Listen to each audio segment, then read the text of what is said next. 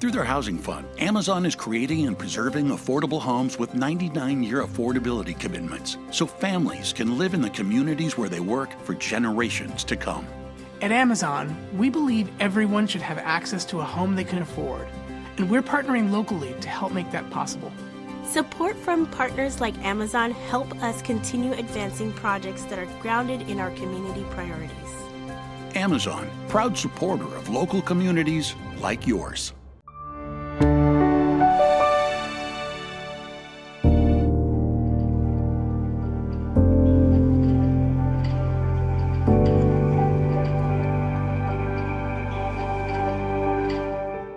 And now, the Cascade PBS Ideas Festival, featuring journalists and newsmakers from around the country in conversation about the issues making headlines. Thank you for joining us for Open to Debate with Danielle Pletka and Julia Ioffe, moderated by John Donvan. Before we begin, a special thank you to our members.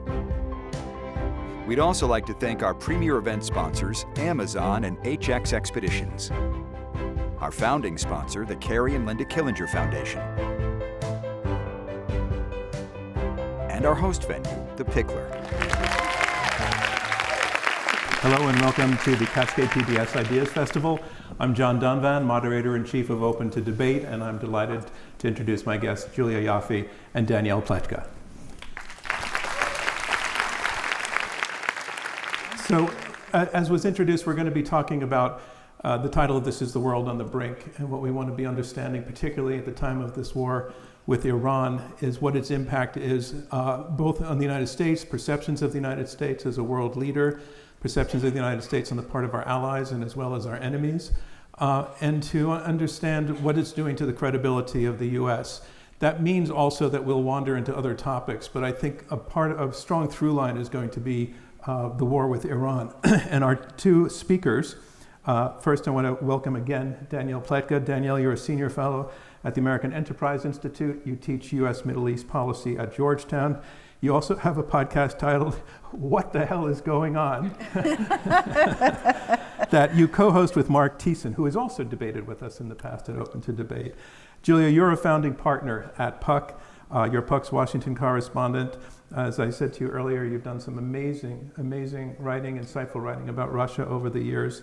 And your book is titled Motherland, A Feminist History of Modern Russia. Welcome, both of you, to the conversation.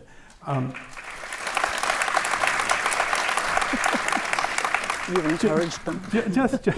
Just to give a very, very brief biographical arc to each of you, I want to ask you three questions, one at a time. First question is, it's a little bit of a questionnaire. Julia, what did you study in college or university? History, specifically Soviet history. I was torn between majoring in, well, I started off pre-med, that's another story, but I was torn between majoring in comparative literature and history, and I found that the plot lines in the history department, and specifically in Soviet history, were unbeatable. And you gave up pre-med to what level of disappointment on the part of your parents? Quite high. But then not only to give up pre-med, but to go to Soviet history, my parents were like, what, you're reading Pravda on purpose? Danielle? I also studied history. I wanted to be a doctor, but I was under no illusion that I could do the math, and I also hated chemistry. So my pathway was not entirely clear. So I did modern European history. Second question. Julia, what was your first job in journalism? I was a fact checker at The New Yorker. How did that go? It was really hard. It was like my personal grad school, and they put up with me. So it was interesting and hard. And you ended up writing for The New Yorker as well. Yes. And Danielle, your first job out of college? In journalism, I believe, right? Where I met you, I think, where I was working for an old friend of yours, I was an intern at Reuters in Jerusalem, and then I worked for the Los Angeles Times in Jerusalem, and then after grad school I worked for a magazine in Washington called Insight Magazine that doesn't exist anymore at all. Did that have anything to do with your writing? It possibly. I'm sure not. That was a terrible question to ask. Final question, one word or one sentence answer from each of you. Where were you born, Julia? I was born in Moscow, in a country that doesn't exist anymore. That's called the Soviet Union. I was born in Melbourne, Australia, a country that still exists. Probably better. So there we see the lovely choreography of immigration, bringing you from opposite ends of the world to where you're both Americans commenting on America's role in the world, and it's a delight to have you doing that. So let's get started. I'm going to come up with some discrete questions that I think will work into blocks throughout the hour, and we'll see how that works out. We might get a little bit softer in the boundary lines between questions, but we'll see how it goes. The first question, has the U.S. lost the Iran war, Julia? Yes. I thought it was clear. In the first days of the war, after February 28th, when we all woke up to the news that the U.S. and Israel had launched this war on Iran, the White House's rationale for going to war kept shifting. Depending who you spoke to at what time, the answers were either we went to war to effect regime change, to get rid of Iran's nuclear program once and for all, to degrade Iran's military capability. So now we're in a ceasefire, which, as Trump himself said, is actually really not really a ceasefire, but a moderate fire. The firing, he said, in a Middle Eastern ceasefire just happens at a moderate level, as opposed to ceasing. And not only have those three things not been accomplished, the regime is not only has not been changed, but has become, well, it has changed, it's become worse. It's become these entrenched hardline IRGC generals.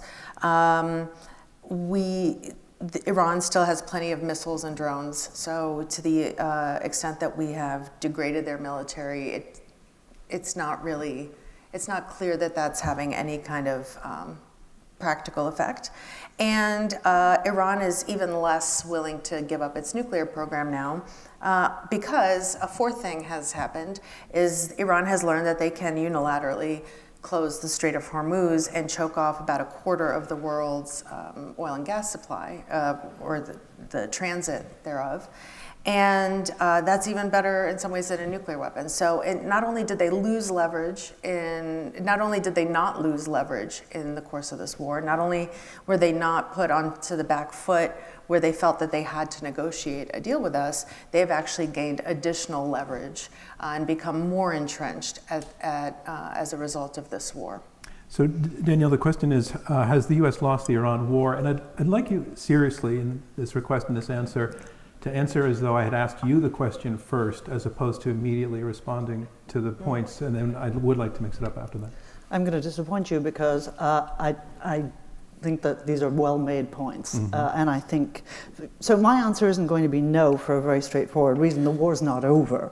Yes, you make I think every point that Julia makes is frankly fair.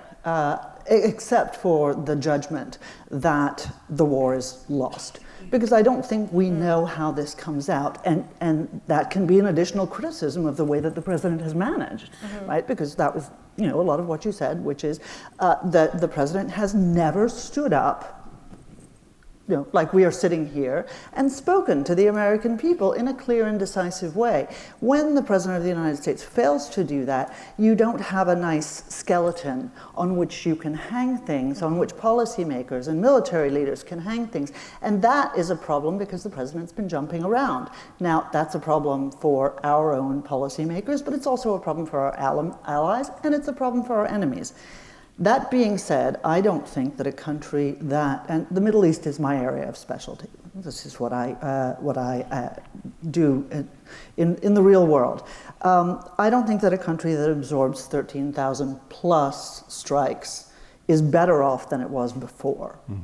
I don't miss Ayatollah Khamenei. I'm not entirely sure about flat Mujtaba, but I don't think that we can make the argument that we know who exactly is going to be in charge in Iran. And again, I think if we stop right now, I feel comfortable in being very critical of this, right? Because very few wars survive the initial plan.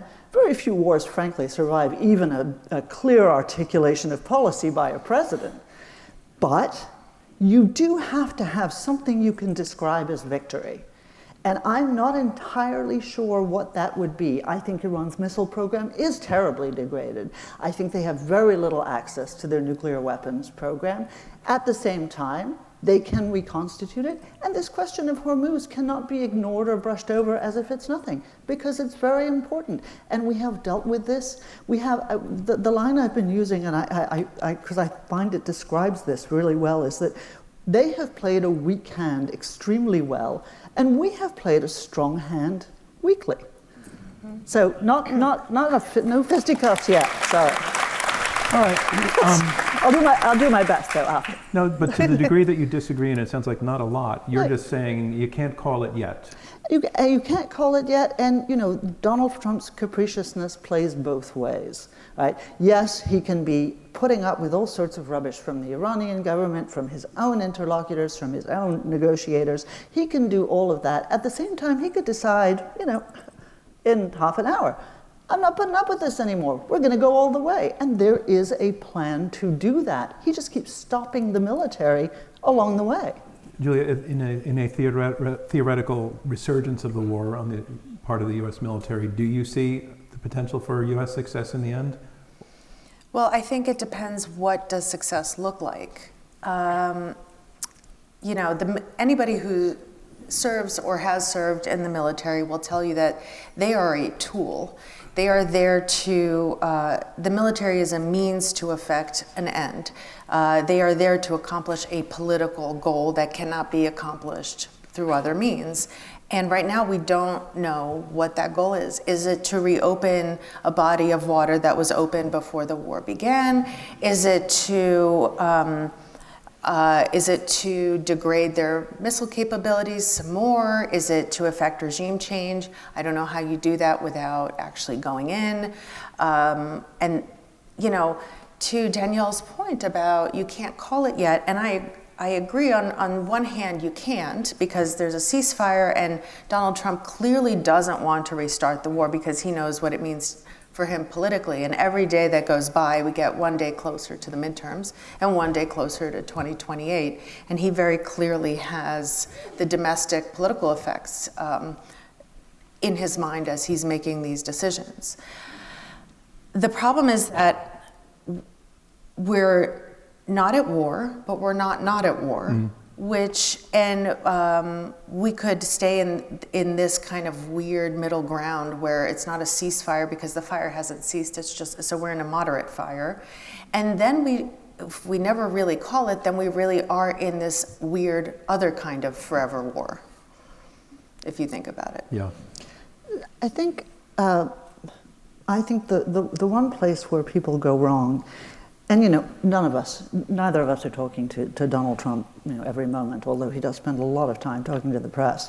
But I don't think he does care about the midterms. And that, because I don't think he cares about the midterms, I think if he would not have endorsed John Cornyn's opponent if he cared about the midterms, because I think he put the Senate at risk in so doing. I don't think that's first and foremost in his mind. People like to describe the president as extraordinarily self-involved and selfish, and I think that militates against the idea that he cares about the midterms. I also think that he's not especially worried about the House and the Senate. I think he reckons it's going to come out how it comes out. He's also said he's not even that worried about the economic indicators. He may be wrong about that, and he may be lying about that, but he has certainly said that. So I think that those are not going to be the factors that weigh into how he goes forward. The problem is I can't tell you what those factors are going to be. I'm hoping that he starts to listen to people who I know who are persuading him we need to finish this up. The two of you are really agreeing on this. Well, I don't agree that. So I do, as hard as it is to believe that Donald Trump would ever lie,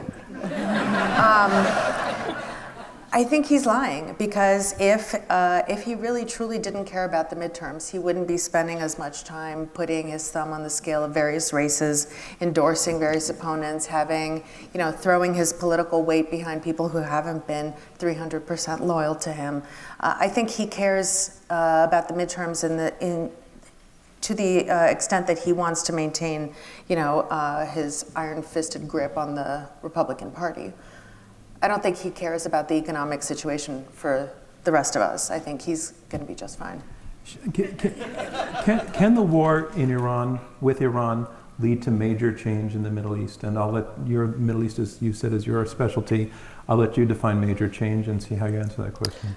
So look, I think actually, and I've said this many times, I think that, first of all, we have 50, 60 years of really good experience with what conventional diplomacy and what conventional approaches to the region have resulted in, which is, not great. And so in his first term, President Trump had a different approach to the region, and it resulted in the Abraham Accords. It was transformational. And I think it's fair to call it transformational. There were a lot of us who were, nerdly think tank experts who frowned at how he did it and who he did it with. But nonetheless, I think we can't argue with the results that Israel and many Arab countries made peace, and that it was a genuine peace, right? A peace between the United Arab Emirates and Israel is better than the peace between Israel and Egypt at this point. So, there's nothing wrong with an unconventional approach. If you think of it that way, and you say to yourself, for the last 47 years, Iran has been a malign force, not just towards its own people, and let's not forget what happened earlier this year. 42,000 Iranians were murdered by this regime. That's not something to sneeze at no matter what. During protests. During protests, exactly. And so if you think about the possibility, right, that there wouldn't be this regime, or that there would be a better version of this regime in the future, it would change the entire Middle East. Think about it. Hezbollah, the Houthis, Hamas, the so-called Hashd al-Shabi, the popular mobilization forces that exist in Iraq. These are all disruptive, terrorist, corrupt forces that destabilize the region. If the Iranian regime went away, oh my God, it would be transformational. Now, there's the other side that you describe, which is they end up being worse, and it ends up being worse, and we do nothing, and we wipe our hands, and that's a possibility. But we do need to recognize that there is, I don't want to call it a pot of gold at the end of the rainbow, because in the Middle East, there's never a pot of gold at the end of the rainbow. But, something that looks better. Yeah, that all sounds wonderful in theory, and I think one of the problems has been is that there are people who sit in D.C. in think tanks and journalists and who think about how let's make the Middle East better, and what if we just got rid of Saddam Hussein and turn Iraq into a flourishing liberal democracy after our own image, and then it turns out, oh my God, we just made it way worse. No, we didn't. 25 millions and millions of Iraqis live in freedom. If you disagreed with Saddam Hussein, he would come to your house or have someone come to your house and cut your tongue out. That doesn't happen in Iraq anymore. I've been in Iraq, I was in Iraq last year. Is it Jeffersonian as I would have wanted? Okay. But is it much better than it was? Would 90 million people in Iran love to live under a regime like that? You bet they would. So yeah, everything's relative. Are we disagreeing enough now? It's good. But I didn't warming finish. Up, yeah. I just mean that, like Danielle said, the best made plans disintegrate the second the opening salvo rings out, right? And I think we come up with these plans of wouldn't it be better if in Washington, but then it turns out reality doesn't cooperate. And yes, would it be better if there were no regime like this in Iran? 100%. They are an evil, horrible regime. But the problem is that if you go to shoot the Ayatollah, you best not miss, right? Or the regime. Yeah. They didn't miss with the Ayatollah, I will say. But it didn't make it any better. In fact, it may have made it worse. And I just think back to my neck of the woods, and I remember June 2023, so 3 years ago, when Yevgeny Prigozhin, the head of the Wagner private military group, basically launched a coup, an armed military coup, and started marching toward Moscow. And at the last minute lost his nerve and eventually Lost his life. Lost his life. Well, probably totally coincidentally, right? For those Who among us? You should Yeah. explain how he So passed. he got on a plane and it blew up, and we can't even imagine what happened. We'll never know. We'll never know. We're all looking for the guy who did it, you know? So, but the point is, I remember when the coup ended and everybody was saying, oh my gosh, this has terribly weakened Putin. He has never been weaker. And I thought, well, I said, what are you talking about? The only other person who could have taken him out, he had a committed and vicious force of tens of thousands of battle-hardened, kind of sociopathic men who were deeply loyal to him, who were ready to, lay their lives down and march on the Kremlin.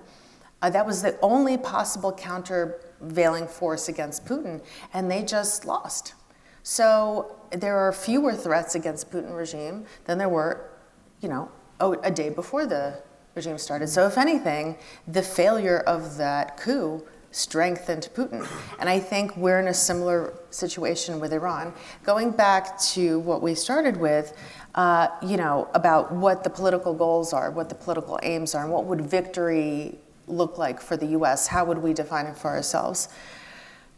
We can't even define that. The Iranians have a very simple one, and it's just to survive. And to say no, right? And if they survive with a few fewer missiles and a few fewer drones and a few fewer Iranians, because they keep executing them as the war went on and they were under military blackout, they don't care because so in their minds, they're winning. Is the lesson of the war so far that regime cannot be removed? No, one of the things that I think we could probably all agree about, probably even in this room, is that we are really bad at predicting when regimes are going to fall, and are often surprised. And in both directions. In both directions, and I would say, as somebody who spent a decade in the U.S. government with a security clearance, those guys don't know any better either. So I don't think the answer is this regime can't survive. And I would go further than that. Our allies in Europe who have embassies in Iran, and we do not have an embassy in Iran, but for obvious reasons. But our allies who do, their ambassadors come through Washington pretty regularly and kind of debrief with folks that they know, and they say the same thing. This regime is hanging by a thread. This regime is profoundly unpopular. Yada yada yada yada. So could it go? Yeah, it could, but it hasn't. And I guess I'm asking, is the fact that it hasn't, does that tell us something about its durability? It's a system, and this is, I'm sorry to be polite to Julia. Damn it, Julia, don't. But as Julia would say, look, a system is different from a dictator. It really is. The Soviet Union was a system. You got rid of one guy, it wasn't necessarily all going to collapse. And the Islamic Republic of Iran has been there for 47 years.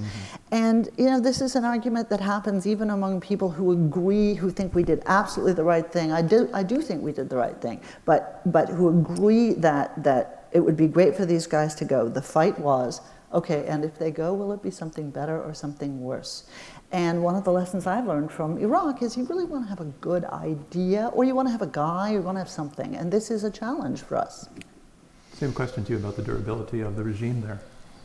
I think it's true that we don't know, but right now it seems quite durable. It seems like it's hard.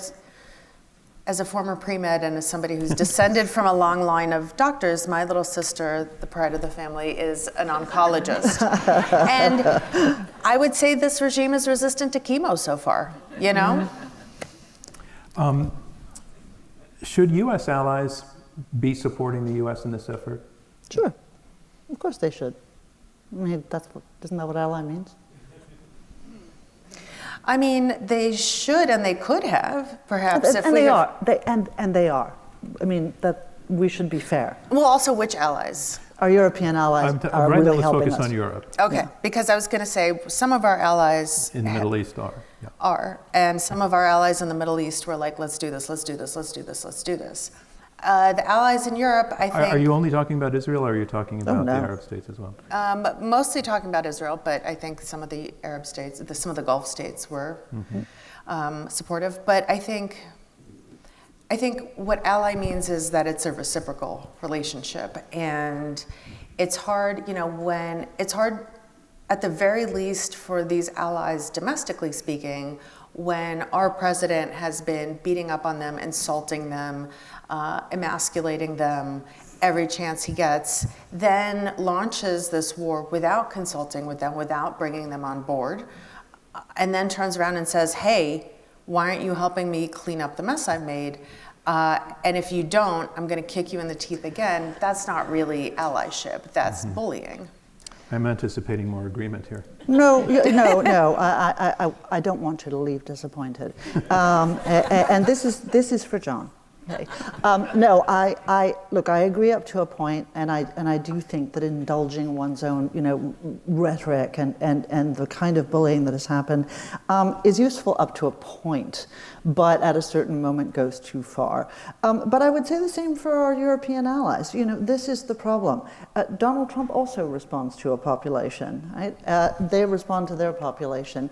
Part of the thing that I think irritates people like us who believe in NATO, who believe in alliances, is that you have to show leadership.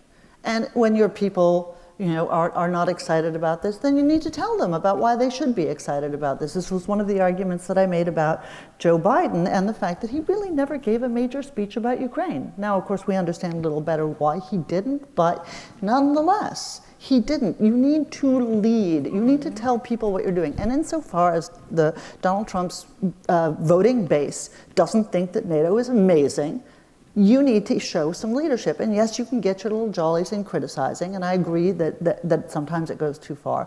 On the other hand, the same is true for our European allies. But I would go further with our European allies. They are closer to Iran, right? So they are actually in Iran's line of fire. We are seeing Iran now paying hoodlums, criminal gangs, and terrorists inside Europe to murder other Europeans. Right? We are seeing that in fact, plenty of Europeans are being held hostage by the Iranians, not to speak of the fact that the Europeans also have a stake in this so-called international order that we believe in. There's another problem there as well, right? Our European allies haven't treated this alliance as an alliance. Right? They have treated it as a dependency. And my argument has long been the U.S. should be in NATO because it's good for the United States. And if we end up paying more and they're deadbeats, that's a shame, and they shouldn't be. And every Secretary General of NATO and every President of the United States, regardless of party, has criticized them, and yet they never lived up to their commitments. This is part of the challenge. They are now starting to live up to those commitments, and I think his bullying is part of that.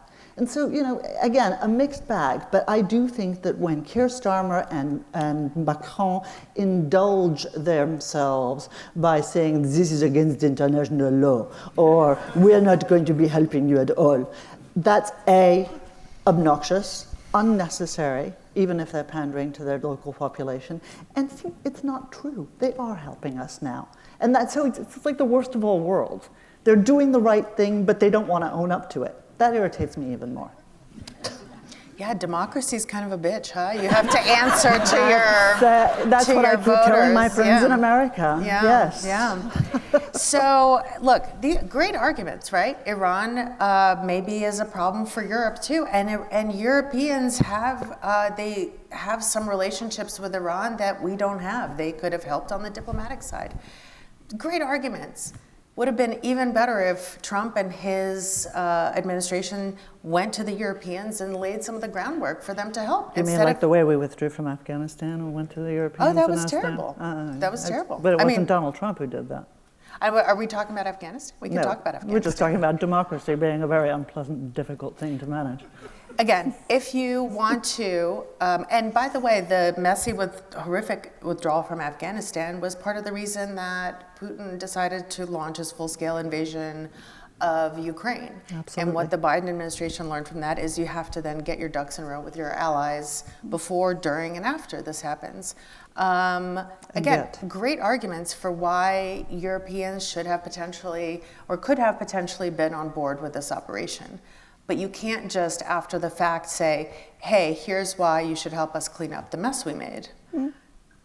There was a perception that Barack Obama kind of stepped back from leadership in the Middle East, and that for a period of time, the Russian Federation began to be resurgent in its impact there through the Syrian civil war.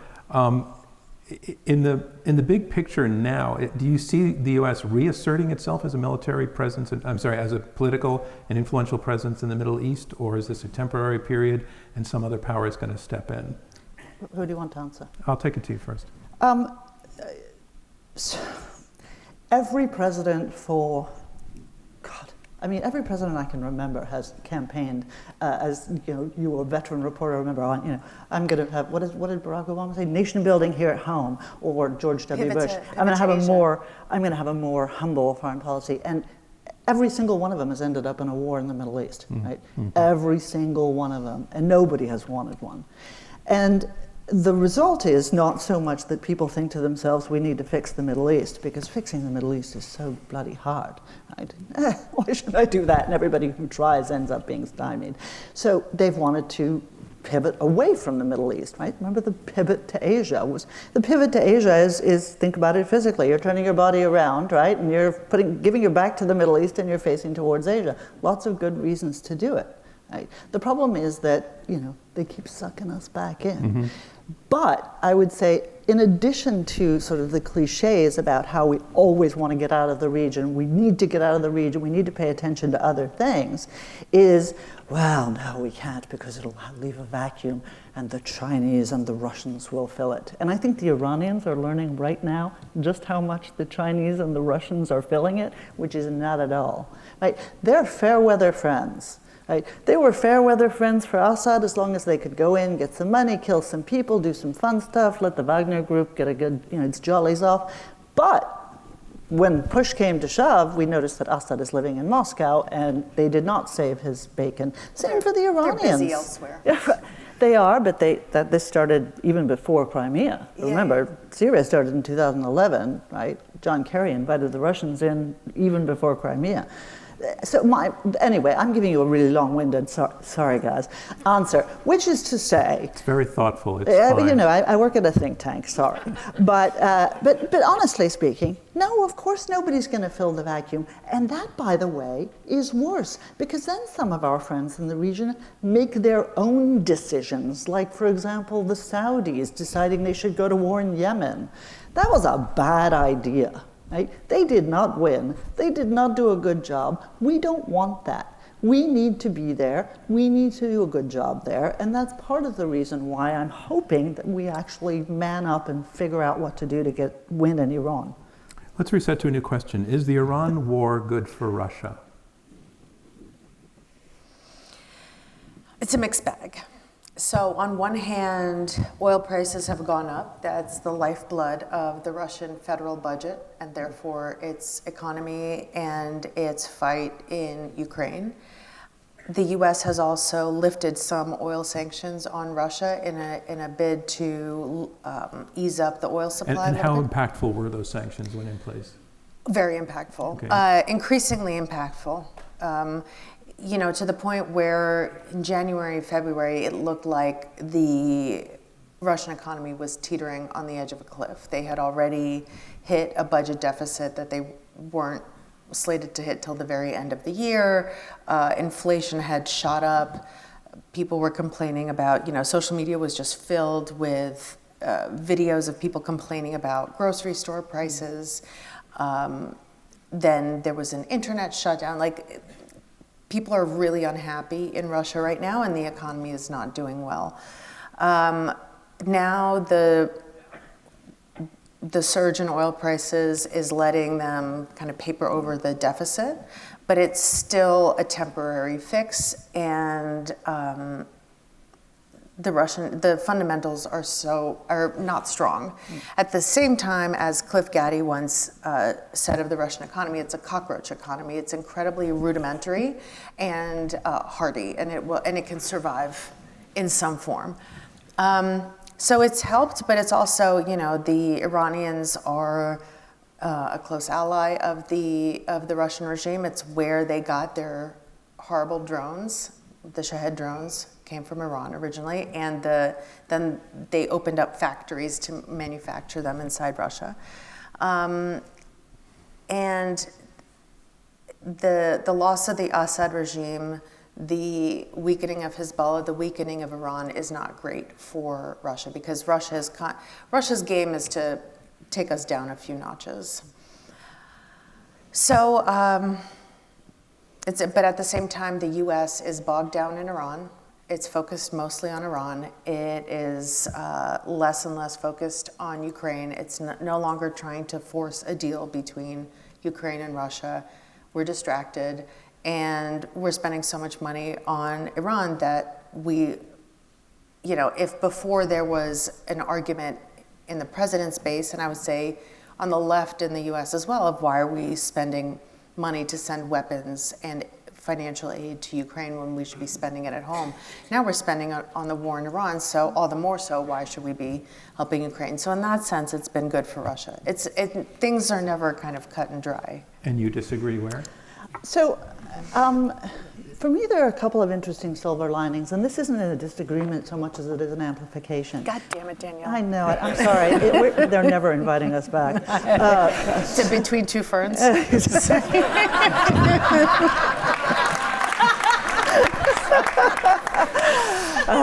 We'll never be as good as Jennifer Lawrence. But one of the things that I've been really happy to see is first of all, the Russians look like crap allies. I can say crap on PBS, right? That word will pass. Okay, but you're right nothing at the else. line. No more. That's it. I stopped there. But no, and everybody is looking at them going, you're helping them? You're not helping them. Ditto, by the way, for the Chinese, right? Who are, they're providing, they're refueling a little bit, they're kind of complaining when nobody's listening, but that's all, right? They're really not saving anybody's bacon. So that's bad for them, and I'm happy to see that. But if we get bogged down, sure, then they'll say America's feckless, they can't finish the job, they can't do anything, and then they're happy again. My little silver lining here, though, as well, is I've been really happy to see the Ukrainians working with our Gulf allies, talking to them about drone manufacturing, teaching them lessons learned from the war with Russia. That is just a slap in the face of Vladimir Putin, and it warms my heart to see it. It does. Well, and it's also, Ukraine is, I think, Ukraine is also volunteering to help us with our drone technology, which is, I think, a slap in the face of our vice president and certain other people who have been saying that Ukraine is nothing but, a leech and doesn't say thank you, and it just takes, it doesn't give. Everybody loves to hate J.D. Vance. It's an easy applause line. He's so likable. But so they really are showing that when it comes to this new kind of warfare, they've learned a lot, and they have a lot to teach both us and our allies. And we have a drone agreement. We have a drone manufacturing agreement with them. We have intel sharing agreement with them. So I mean, those things are happening in the Trump administration, and they're good. And there are silver linings. Yeah, and the Russians are helping the Iranians with targeting information on U.S. forces in the region. Which is poopy. Appalling. Poopy. Yeah. But I agree with Danielle in that the argument up until I would say 2022, and I don't know what happened in 2022, but the argument that Russia made to the world was, look at America. Do you really want to be allies with these guys? They talk a big game about values, about allies, then every 2 to 4 years they have an election, everything goes topsy-turvy, and they decide they don't want to come to your aid anymore. Whereas we will send, that was part of the play in Syria, in sending boots on the ground, putting boots on the ground in Syria in support of a local ally. Say, we are not fair weather friends like the Americans. We will actually go to bat for you. We will be there when it matters, forever. Now it turns out they're stretched so thin in Ukraine, and they're not doing well in Ukraine, that they physically can't. And it turns out, like Danielle said, that they're pretty poopy allies too. We've done at Open to Debate a number of debates about Putin's ambitions, and one of the questions that often comes up and is debated because people push back on both sides is whether he really does have aspirations for greater territorial expansion beyond Ukraine. What do you think on that question? And do you also think that he's capable? I mean, Julia knows much more about this than I do, but I mean, I think all evidence suggests that he would love to reconstitute. I'm still torn between whether he wants to reconstitute the Soviet Union or the Russian Empire, but definitely one or the other. But on the other hand, ¿Por qué no los dos? ¿Por qué no los dos? Exactly. Yeah. I love saying that. But you know, here's the question. You know, if you're Vladimir Putin with your big eyes, you know, and your big czar-like ambitions, and you can't beat the damn Ukrainians, those Nazis, right? What are they, Nazi Jews? You want to be clear that you're not actually literally calling Ukrainians Nazis. I think everybody knows that I'm not. In this context. No, I am not a Democratic candidate for Senate in Maine. Got a good Republican line in there for you, no. I think if the fact that they can't even do this suggests that his larger ambitions are, you know, largely pipe dreams. That I'd love to know what you think. So I think there are degrees of, you know, of wish lists of what he has. I think, would he love more territory? Absolutely. With what army? That's another question. One of the goals of the Ukraine war was to prove the hollowness of Western American-led institutions, like the UN, like especially NATO. And I think one of the discussions that was happening in Moscow earlier this year was, let's attack Estonia, let's attack one of the Baltic NATO states. And you can attack in different ways, right? You can send in drones, which they've been probing for months and months now. They've been messing in Lithuanian airspace, Latvian airspace, Estonian airspace. Romania now. Yeah, Romania, I believe Dutch airspace, Danish, like, and the question is, when does Article 5 get invoked? What is enough to trigger Article 5? And if it's never triggered, because who wants to send French and American and Italian boys to die for a village in eastern Estonia, then NATO doesn't really exist, and Putin will have accomplished his goals, even if 98% of his army is bogged down in Ukraine, right? You can send a few little green men or a few drones and just show that they're not serious. They're never going to invoke this thing. So that's number one. Number two is, if you look at Russia's near abroad, as scholars of the region call the kind of the former Soviet states, the more immediate kind of post-Soviet neighbors of Russia, a lot of them have taken the lesson of Ukraine to heart. For example, Georgia, which has a big, beautiful George W. Bush highway leading from the main airport in Tbilisi into the center of town. The Georgians love Americans. They were some of our best allies in the region. Now they are continuously flipping us the bird, insulting our diplomats publicly, have cracked down on civil dissent, put in Russian-style laws, basically copy-pasted, and have become very Russian-friendly. And they were able to do that by scaring the population and saying, we'll never be able to, if we are re-invaded again, like we were in 2008, we'll never be able to do what Ukraine has done. We don't have the territory, we don't have the people. They'll be in Tbilisi in 10 minutes. You have other countries like Kazakhstan, like Armenia, Azerbaijan. they're trying to figure out how they know the U.S. isn't going to come save them, but they also will always be neighbors with Russia, and they don't want a Ukraine-style scenario, and it has definitely changed their behavior. So has he conquered those territories? No. Has he brought them to heel a little bit in terms of their ambitions to join the EU or NATO, like Georgia? Absolutely. Does he enjoy any kind of organic popularity? Any? Sure, yeah. But on the part of whom in the population? So what pollsters will tell you, to the extent that they can do any kind of real polling in Russia, which is a real kind of question, the kind of conventional wisdom has been that it's 25-50-25. 25% of people are gung-ho about the war, no peace talks, nuke Kiev, nuke Paris. I have such a potty mouth, and I would like credit for filtering myself as much as I have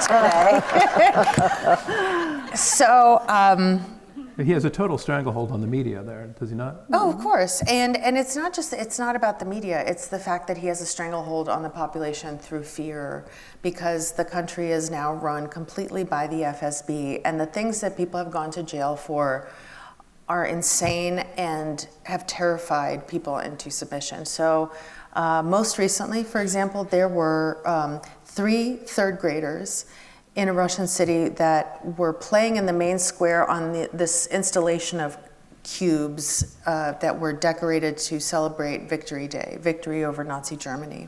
They were playing on these cubes, one of these cubes broke, and now the state authorities are threatening to take these children away from their families and place them into orphanages. There was a famous case a couple years ago where a 12-year-old girl drew a picture in her class that said "No war." She was taken away from her father. Her father was beaten and tortured by the FSB, thrown in jail for 2 years. She was in an orphanage. They could only be reunited after having escaped Russia after his prison sentence. People are going to jail for accidentally wearing the colors of the Ukrainian flag. People are scared to talk on the phone. People are going to jail for private phone conversations. So there is a part of Russian society that really does support this, and sociologists will tell you it's generally older men for whom it's a way to kind of show a masculinity that they don't feel they have anymore. They can't go down and fight anymore, but they can sit in their armchairs and yell at the TV that they really should nuke Kiev and Washington while they're at it. But I think the vast majority of the Russian population does not like the war, has found it disruptive, expensive, bloody. They don't like the social outcomes, the kind of crackdown on their freedoms. Like now people don't have mobile internet in huge parts of Russia anymore. And they say it's to protect them from drones. Well, they're not doing a very good job of protecting them from drones. So people are quite unhappy, but whether or not, how they want the war to end is a different question. And a lot of sociology has found, or polling has found, that they want, much like Americans who were against the war in Iraq, they still don't want the war to end with them being the losers.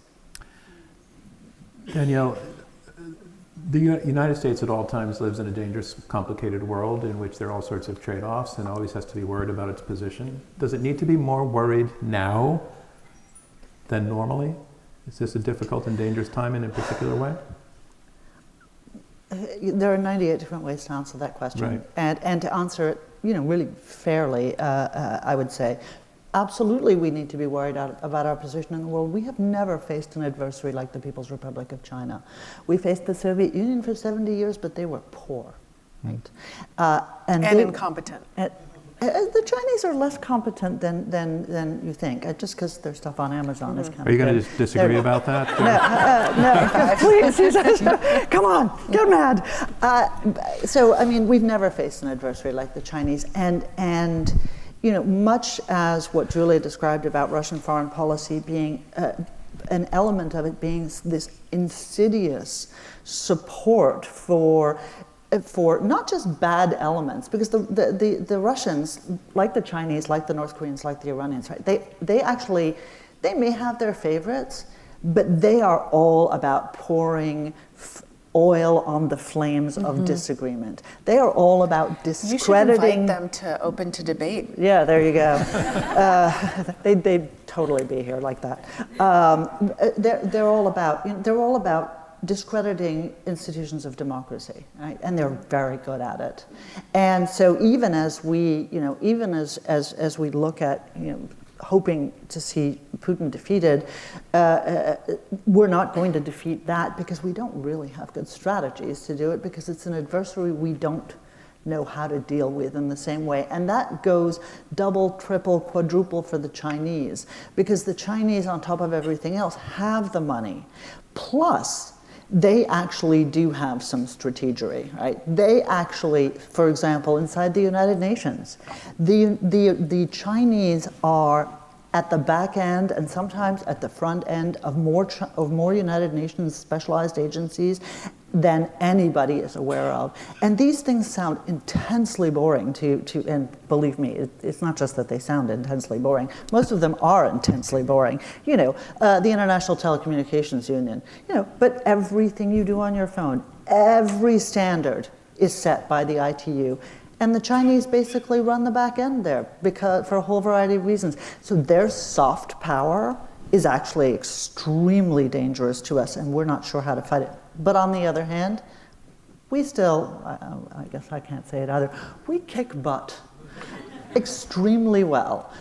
Just on the military side, we are still the world's superpower. On the economic side, we are still the world's superpower. Yes, presidents can make bad decisions, presidents can do stupid things, Democrats, Republicans, whatever they are, but the United States of America is still an absolute, unrivaled superpower. And China's power is all theoretical. They haven't actually fought a war in decades. And imagine, of course, to yourself that you are the parents of one child. Right?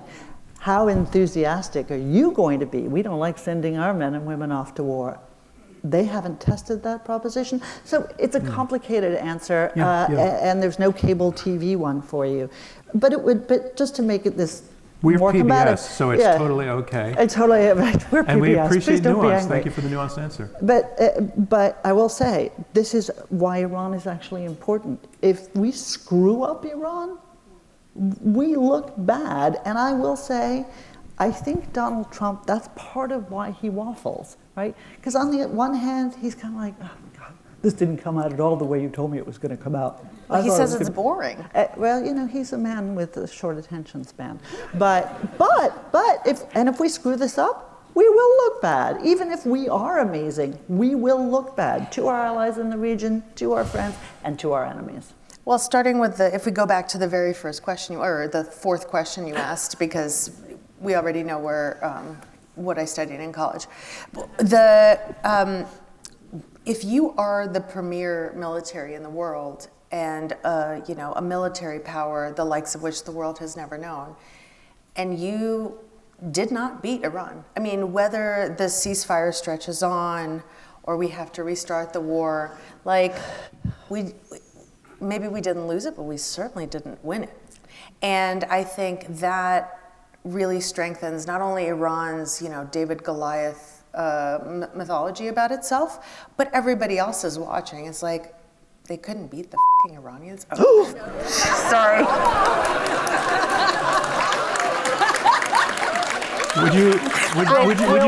I praised myself too soon. Would you care to rephrase? Yes. I'm so sorry. Darn. Those darn. The rest of the world is looking at us. 3, 2, 1. The rest of the world is looking at us and saying, this army couldn't beat the effing Iranians. We're coming down the home stretch of the conversation. Losing all control. That's totally out of control. I'm curious for your take on a couple of personal experiences I had as a journalist that relate to both of your areas of expertise. I was in Gaza in 1994 after the Oslo Accords. The Palestinian Authority had just been theoretically empowered to take control. The Israelis were cooperating with that. Yitzhak Rabin was alive. Yasser Arafat was saying all of the right things. And I went in there, and what I found was an enormous amount of hope and energy and excitement, particularly among the Palestinians who were talking about plans for developing beachfront properties, etc. Rabin was assassinated, Arafat disappointed, and many years later, Ariel Sharon pulled out of Gaza, the Gaza Strip. I was there when that happened. Again, I went and talked with the Palestinians, and they were talking about hope and the ability to rebuild. We know what happened there. I also was based in Moscow in 1991. As Gorbachev lost power, the Soviet Union collapsed. I was living there for 3 years and saw Yeltsin come in, and so much hope about democracy and excitement and a young generation that was stepping up to and embracing the values that we value and voicing them, I think, with sincerity. In both cases, this hope was just totally dashed. And I'm wondering, my reporting did not foresee the downside happening. My reporting was very, very optimistic. How naive was I? What went wrong, or what goes wrong in the large picture? You weren't naive. It's not wrong to be hopeful, and I think we all really love a journalist who wants to tell a good news story, because God knows there aren't a lot of those. So, I completely understand why you were optimistic. I was never optimistic, not because I'm clever, but because I'm a Middle East person, and it just doesn't pay to be optimistic, because there's never a good ending. The scorpion and the frog story. Exactly. And look, but there's an argument here about American policy to be had on both Russia and on the Palestinians and the Palestinian Authority. My view of America's role in the world is not to set people up and then say, go forth and do the right thing. Because when you live under a dictatorship, or when you, worse yet, install somebody whose instincts are those of a dictator, Yasser Arafat, a kleptocrat and a dictator in his instance, you end up seeing them adopt those policies. And that's why I have always believed that, in the case of Russia, in the case of Gaza, in the case of Iraq, I can keep going here. We need to be much more aggressive in defense of our interests and our values by interfering and saying, no, that person isn't okay. That person isn't okay. This person is okay. And by helping to pick and choose, and yes, to nurture generations. In the West Bank and Gaza, Republicans, Democrats, Congress, the executive branch, nobody worked on broadening that base to have other people be candidates for it. And people like to blame Israel for this. The Israelis, the rest of everybody. No, we didn't do this.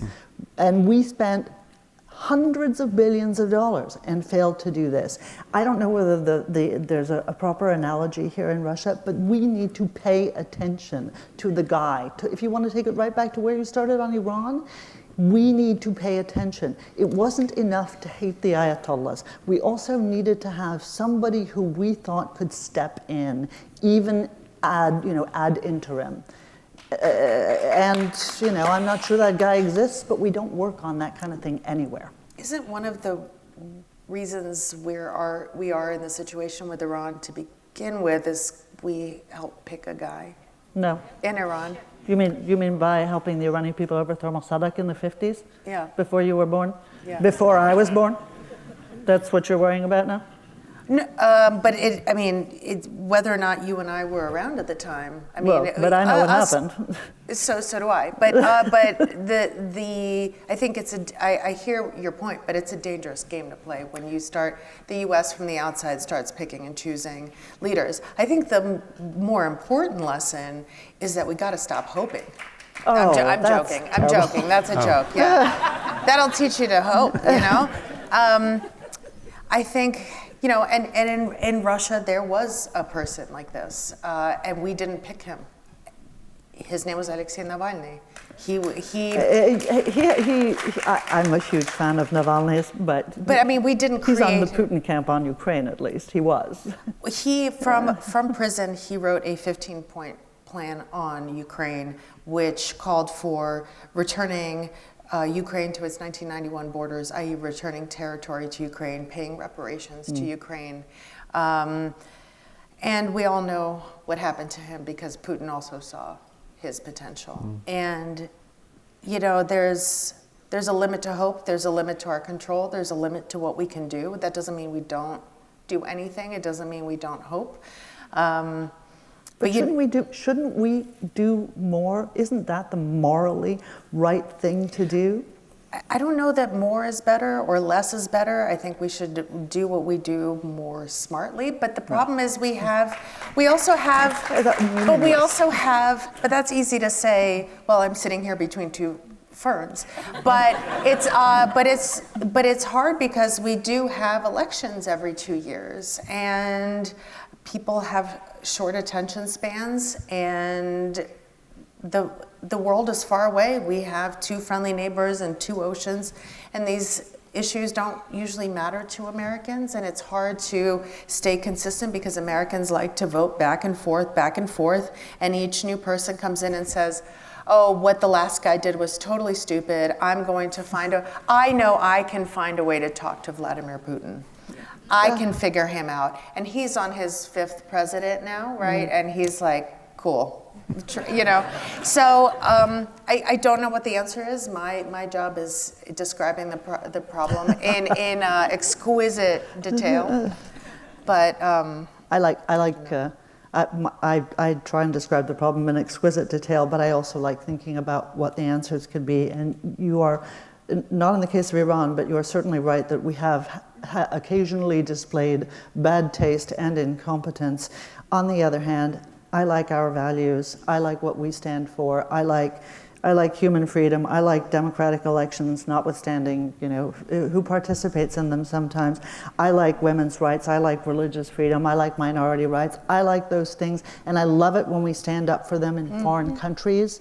And increasingly, and I say this in a very bipartisan slam, because Barack Obama didn't believe in this at all either, we need to do that.